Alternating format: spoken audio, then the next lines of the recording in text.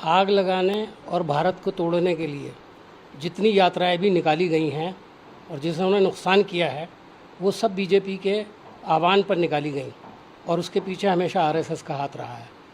जहाँ तक एक नेकर के जलाने के वाक़े की बात है, एक तस्वीर है जो दिखाई गई है, तो वो नेकर तो पहले ही उतर चुकी है, वो तो पेंट की शक्ल ले चुकी है। इतनी परेशानी क्यों है आज की तारीख में इनको? और अगर एक ट्वीट हो गया तो आरएसएस को लग रहा है जैसे उसका वजूद ख़तरे में पड़ गया। इसी से साबित होता है कि आरएसएस और भारतीय जनता पार्टी के छोटे और बड़े लीडर मुसलसल राहुल गांधी के ज़रिए की जाने वाली भारत जोड़ो यात्रा से खौफज़दा हैं और वो जानते हैं कि उनके तोड़ने का एजेंडा जो है वो इस यात्रा से टूटने वाला है। कांग्रेस पार्टी अंग्रेज़ों के ख़िलाफ़ लड़ने वाली पार्टी है।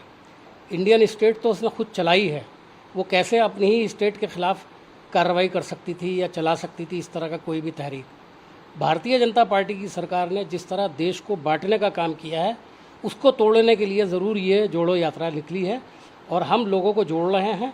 तोड़ने का काम भारतीय जनता पार्टी करती है और ये सारा देश जानता है, पूरी दुनिया जानती है। ये प्रक्रिया जो पहले से भी चलती आई है और हर इलेक्शन से पहले कुछ अरसे पहले ये सब एक तरह का एक ज़रूरी एक कोशिश होती है सारी पार्टियों की कि वो इकट्ठे होकर के चुनाव लड़ें।